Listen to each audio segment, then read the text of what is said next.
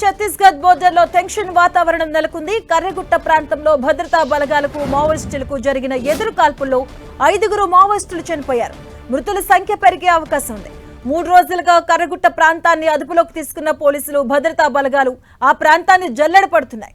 మావోయిస్టుల ఏరువేత లక్ష్యంగా భద్రతా బలగాల ముమ్మరంగా కర్రెగుట్ట ప్రాంతాన్ని జల్లెడ పడుతున్నాయి.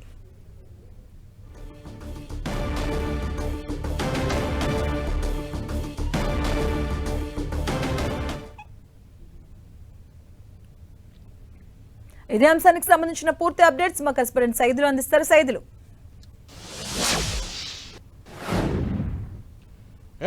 తెలంగాణ ఛత్తీస్గఢ్ సరిహద్దు ప్రాంతంగా ఉన్న కర్రగుట్టలో మావోయిస్టులు పెద్ద ఎత్తున తలదాచుకున్నారన్న సమాచారంతో 72 గంటలుగా అటు కేంద్ర బలగాలు డిఆర్జీఎఫ్ కావచ్చు, ఎస్టీఎఫ్ సంబంధించినటువంటి కేంద్ర బలగాలు పెద్ద ఎత్తున కూడా 72 గంటలుగా కూంబింగ్ కొనసాగుతుంది. ఈ కూంబింగ్ కొనసాగుతున్న నేపథ్యంలోనే దాదాపుగా 8 పైగా హెలికాప్టర్ల సహకారం, అదేవిధంగా డ్రోన్లు, శాటిలైట్ సంబంధించినటువంటి మ్యాపింగ్ ద్వారా మావోయిస్టుల్లో ఉన్నటువంటి స్థావరాలను మొత్తం కూడా కనుక్కున్న పరిస్థితి ఉంది.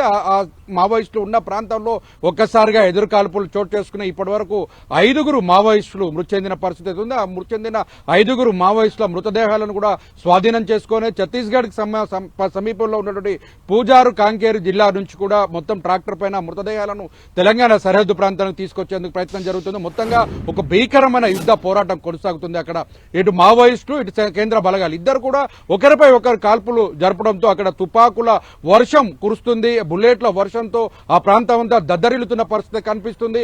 ఏ క్షణంలో ఎంతమంది చనిపోతారన్నది కూడా తెలియని ఒక పెద్ద ఆందోళన అయితే ఉందని కూడా చెప్పుకోవచ్చు. ఎందుకంటే ఒకవైపు 5,000 మంది పైగా కేంద్ర రాష్ట్ర బలగాలు అటు కెర్రగుట్టను చుట్టుముట్టిన పరిస్థితి, మరోపక్క 7-8 వైమానిక దళాలకు సంబంధించిన విమానాలు, హెలికాప్టర్ల ద్వారా పూర్తిగా పర్యవేక్షణ చేస్తున్నారు. అదేవిధంగా కింద భాగంలో చూస్తే కర్రెగుట్ట సమీపంలో కింది భాగంలో పూర్తిగా 100 పైగా ఐఈడీలను ఏర్పాటు చేసిన మావోయిస్టులు కర్రెగుట్ట కింద నుంచి గుట్టపైకి వెళ్లాలనే ప్రయత్నం చేసినటువంటి జవాన్లకు ఒకసారిగా ఐఈడీ పెళ్తే మాత్రం పెద్ద సంఖ్యన ప్రాణాలు కోల్పోయే అవకాశం ఉంటుంది. ఒకవైపు ఐఈడీలను నిర్వీర్యం చేస్తూనే మావోయిస్టులు ఉన్నటువంటి స్థావరాలకు వెళ్లేందుకు అటు డ్రోన్ల ద్వారా కూడా రూట్ మ్యాప్ ను క్లియర్ చేసుకుంటూ కూడా మానిటరింగ్ చేస్తున్నటువంటి పరిస్థితి ఉంది. ప్రధానంగా మావోయిస్టులోనే ఏరువేత లక్ష్యంగా కొనసాగుతున్నటువంటి కేంద్ర ప్రభుత్వం, కేంద్ర హోంమంత్రి అమిత్ షా చేసిన ప్రకటన ఏదైతుందో అది నిజంగానే బల నిరూపణ మొత్తంగా వాస్తవికకు దగ్గరగా ఉందని కూడా చెప్పుకోవచ్చు. ఎందుకంటే ఒకవైపు ఛత్తీస్గఢ్ కి బీజాపూర్ సర్బ్ మొత్తం ఆ ప్రాంతాలన్నిటి కూడా అబూజ్మేడ్ చాలా కీలకమైనటువంటిది.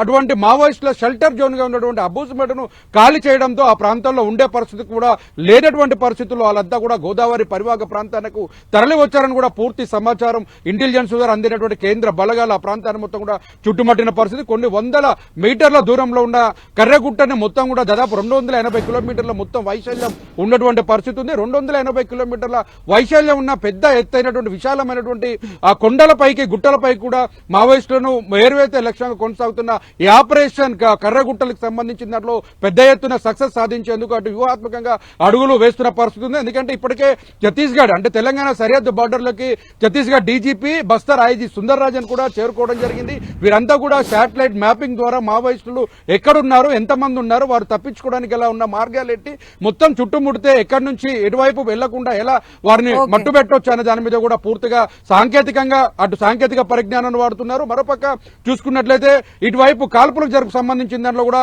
అత్యాధునికమైన ఆయుధాలను కూడా వాడుతున్న పరిస్థితి. మరోపక్క అక్కడ ఉన్నటువంటి ఏదైతే మావోయిస్టులకు సంబంధించినటువంటి ఐఈడీలను ఏర్పాటు చేశారో అటు కేంద్ర బలగాలు రాకుండా ఉండేందుకు ఐఈడీలను కూడా నిర్వీర్యం చేస్తూ ముందుకు పోతున్న పరిస్థితి ఉంది. పెద్ద ఎత్తున మావోయిస్టులు పెద్ద సంఖ్యలో కూడా మృతి చెందే అవకాశం కూడా కనిపిస్తుంది. ఎందుకంటే తెలంగాణ సరిహద్దు బార్డర్లకు 3,000 మంది పైగా కూడా అక్కడికి చేరుకున్నారని కూడా ఒక్క సమాచారం ఉంది. అందుకనే దాదాపు 3 రోజుల నుంచి కూంబింగ్ కొనసాగుతుంది. అటు కేంద్ర బలగాల నుంచి ఇక్కడ గ్రామీణ ప్రాంతాలు ఏదైతే ఏజెన్సీ ప్రాంతం ఉందో ఆ ప్రాంతాలకు సంబంధించినటువంటి ప్రాంతాల ప్రజలను ఎవరిని కూడా బయటకు రానియకుండా ఆపేస్తున్న పరిస్థితి కనిపిస్తుంది.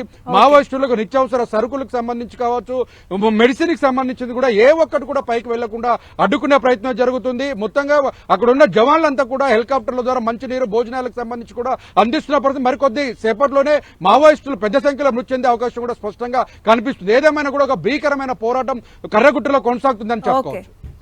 Thank you Saidulu.